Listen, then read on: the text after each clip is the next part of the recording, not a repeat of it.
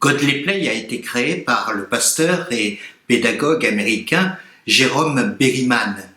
Il s'agit d'une catéchèse qui a pour but de donner à l'enfant les moyens d'exprimer et de partager sa foi grâce à la découverte des récits bibliques, du monde des paraboles et de la vitalité liturgique, et de découvrir aussi le sens du silence.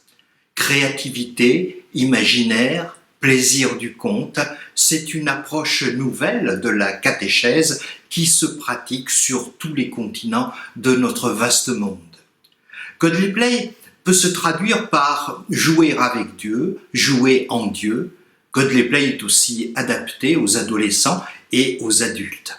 Je laisse Anne vous raconter un de ces récits et je vous donnerai ensuite quelques adresses si vous désirez en savoir plus. Il y a très longtemps, Dieu a choisi un homme pour libérer son peuple. Son peuple était esclave en Égypte. Esclave, ça veut dire que le peuple était très pauvre, il travaillait pour rien. Il travaillait pour Pharaon. Il devait construire des palais, des pyramides. Le peuple était très malheureux. Et grâce à Moïse, ce peuple a pu sortir d'Égypte. Alors le peuple est joyeux, libre, enfin libre. Le peuple dans sa joie.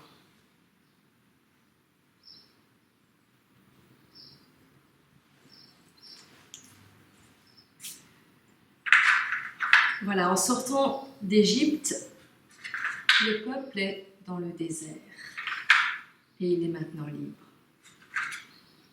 Par où aller? Quelle direction prendre? Vaut-il mieux aller par ici? Par là?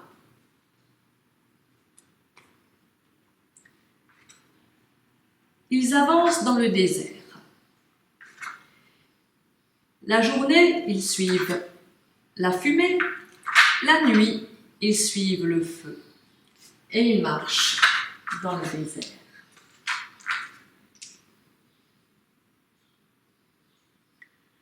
Certains commencent à se plaindre. Il fait chaud. Ils ont soif. Ils ont faim. En Égypte, il y avait du pain en abondance. Dieu aide Moïse à leur trouver de l'eau et de quoi manger.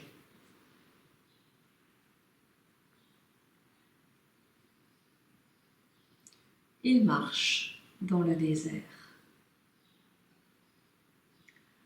En marchant, ils approchent de la grande montagne. La montagne qui est couverte de feu, de fumée. Le peuple est un peu surpris, il n'ose pas trop s'approcher de cette montagne. Moïse aussi a un peu peur. Mais Moïse veut aller voir.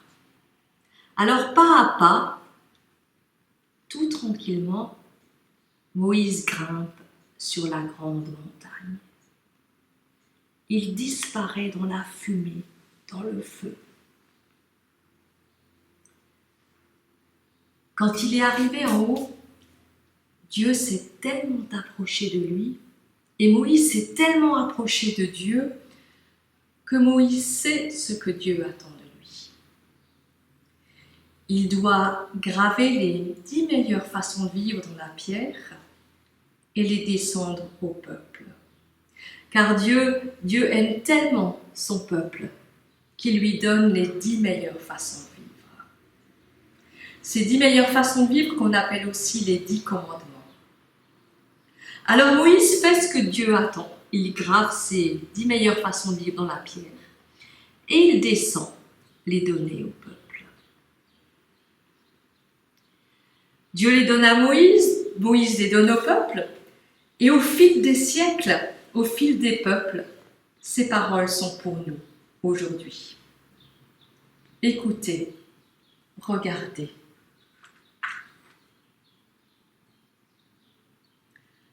N'adore pas d'autre Dieu.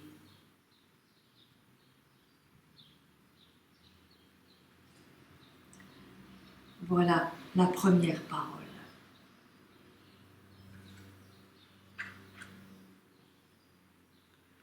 Ne te fabrique pas des idoles.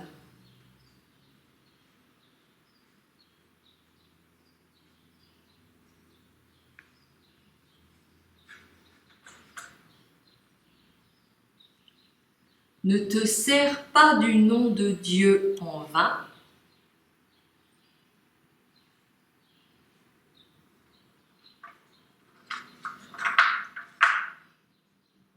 Respecte le jour du repos.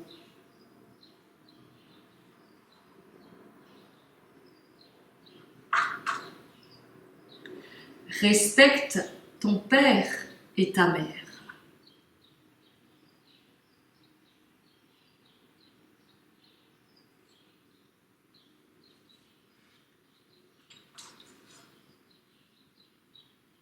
Ne tue pas.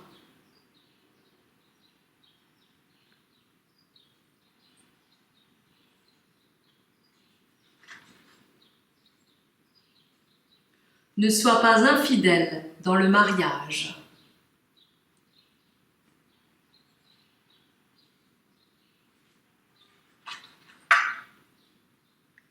Ne vole pas.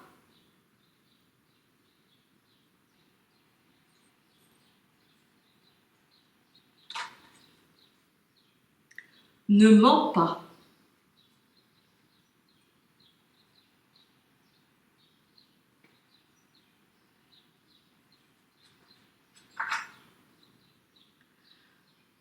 Ne désire pas ce qu'ont les autres.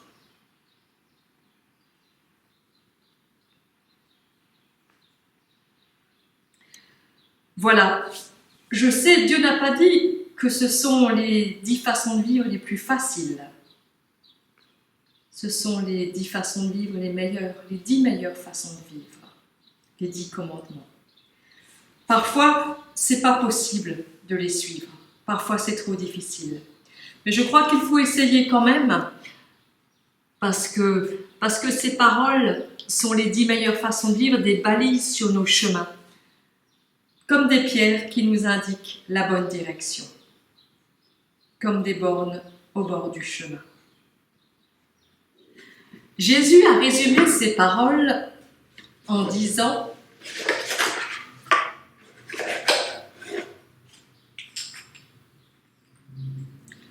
Dieu t'aime ».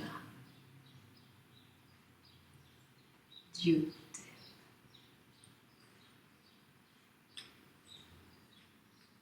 Aime Dieu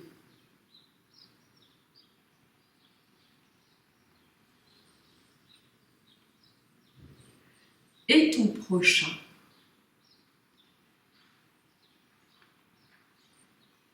comme toi-même.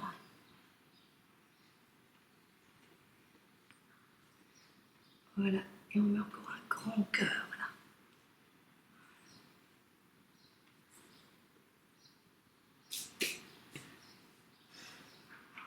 Maintenant, je me demande, pour vous, quelle est la parole la plus importante ?